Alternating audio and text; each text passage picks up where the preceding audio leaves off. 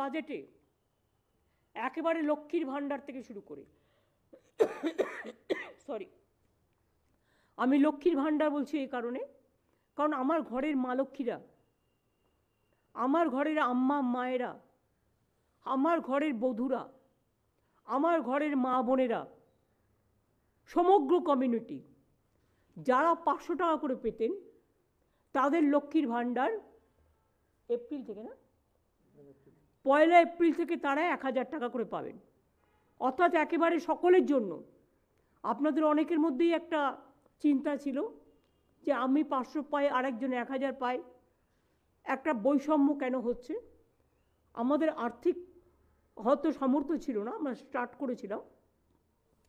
এই বৈষম্য আমরা চাই না, কোনো জাতিতে জাতিতে থাকুক।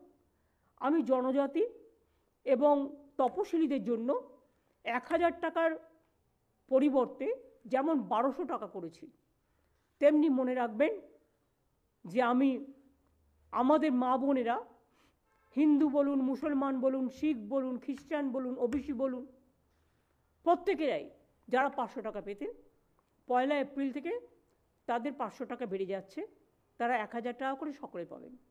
আর তপশিলি এবং আদিবাসী ভাই বোনেরা, মানে বোনেরা, মায়েরা, তারা 1000 পেতেন, তাদেরটা 1200 করা হলো।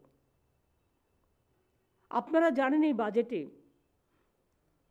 মৎস্যজীবীদের জন্য যখন 2 মাস তারা সমুদ্রে যেতে পারেন না,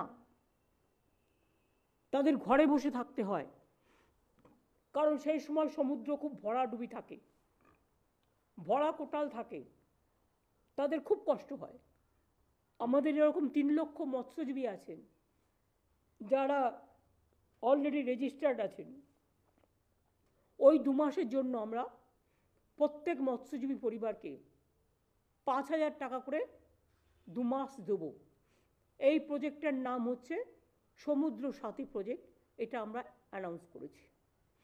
আমরা 21 লক্ষ যে 100 দিনের কাজ যারা করেছিলেন, যারা মাইনে পাননি, আমরা ক্ষতিপূরণ বলছি না, এটা মানুষের অধিকার বলছি। তারা মাইনেটা পাননি, কাজ করার যে মাইনেটা, সেই মাইনে বাবদ যে টাকাটা হয়, সেই টাকাটা আমরা তাদের 21শে ফেব্রুয়ারি থেকে তাদের ব্যাংক ড্রাফটের মাধ্যমে আমরা দিয়ে দেবো, ডিবিটির মাধ্যমে। এছাড়াও মনে রাখবেন, মৎস্যজীবীদের পরিবারেও যদি কেউ মারা যায়, তাঁত শিল্পী পরিবারে যদি কেউ মারা যায়, খাদি পরিবারে যদি কেউ মারা যায়, তাদের একগুচ্ছ উন্নয়নের পরিকল্পনা নিয়েছে, যেটা আমার ফাইন্যান্স মিনিস্টার বাজেটে ডিটেলস বলেছেন। অনেক কিছু করা হয়েছে তাঁত শিল্পীদের জন্য, তাঁত সাথীদের জন্য, খাদির জন্য, কৃষিজীবীদের জন্য, শ্রমজীবীদের জন্য। তা সত্ত্বেও তাদের পরিবারে কেউ যদি মারা যায়, তাদেরও 2 লক্ষ টাকা করে এককালীন তারা পাবেন। সরকারি কর্মচারীদের জন্য সুখবর, যারা গ্রুপ ডিতে আছেন তাদের 3500 টাকা বাড়ানো হলো, গ্রুপ সিতে যারা আছেন তাদেরও 3000 টাকা বাড়লো, প্লাস 1 মে যেটা হচ্ছে কন্ট্রাকচুয়ালে গ্রুপ ডিতে যারা ছিলেন। এছাড়াও যারা আফটার রিটায়ারমেন্ট কন্ট্রাকচুয়াল বা ধরুন আমাদের নানা রকম আছে কন্ট্রাকচুয়াল, ক্যাজুয়াল, নানা রকম কর্মীরা আছেন, তাদের জন্য আগে তারা রিটায়ারমেন্টের পরে কেউ 2 লক্ষ, কেউ 3 লক্ষ টাকা একসাথে পেতেন, সেটাকে বাড়িয়ে আমরা 5 লক্ষ টাকা করেছি।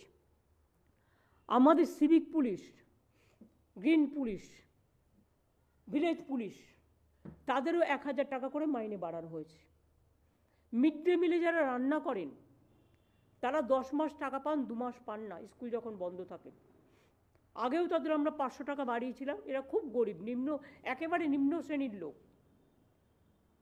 আগেও 500 টাকা বাড়িয়েছিলাম, আবার 500 টাকা তাদের জন্য বাড়ালাম, কারণ তারা রান্না বান্না করে, এইটা দিয়ে তাদের অনেক সাশ্রয় হয়। আমরা 5 লক্ষ ছেলে মেয়েদের সরকারের বিভিন্ন চাকরিতে নিয়োগ করব, বাজেটে কথা বলা আছে। পুলিশ হতে পারে, টিচার হতে পারে, নানা ডিপার্টমেন্ট হতে পারে, গভর্নমেন্টের কর্পোরেশন হতে পারে, গভর্নমেন্টের মিউনিসিপ্যালিটি হতে পারে, গভর্নমেন্টের 5 লক্ষ কর্মসংস্থান সরকারিভাবে আমাদের বেকার যুবক যুবতীদের জন্য এই বাজেটে রাখা হয়েছে।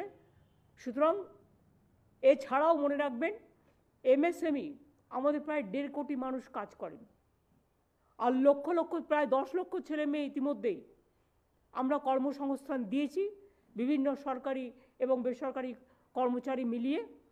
এছাড়াও আমরা 6টা ইকোনমিক করিডোর করতে যাচ্ছি, যেটা ডানকুনি হলদিয়া, যেটা ডানকুনি রঘুনাথপুর, বাঁকুড়া, বর্ধমান এগুলো হয়ে যাবে, যেটা ডানকুনি কল্যাণী, যেটা ডানকুনি একেবারে মুর্শিদাবাদ হয়েও একটা আছে, পানাগড় হয়ে মুর্শিদাবাদ হয়েও আছে, মালদা, কুচবিহার, এইভাবে আমরা 6টা করিডোর করতে যাচ্ছি যাতে সব জেলাগুলো কভার হয়।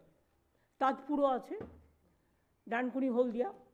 সুতরাং এই ধরনের 6টা করিডোর হলে লক্ষ লক্ষ কর্মসংস্থান। আমার ছাত্রছাত্রী বন্ধুরা, আমরা 12 ক্লাসে তাদের স্মার্টফোন দিচ্ছিলাম, কিন্তু এখন থেকে সিদ্ধান্ত হয়েছে এবছর থেকে আমরা 12 ক্লাসের পরিবর্তে ওটা আমরা 11 ক্লাস থেকেই দেবো। তার কারণ ক্লাস 11 থেকেই 12-এর পড়াশোনা শুরু হয়ে যায়, এটা তাদের আরও কাজে লাগবে ভবিষ্যতের জন্য।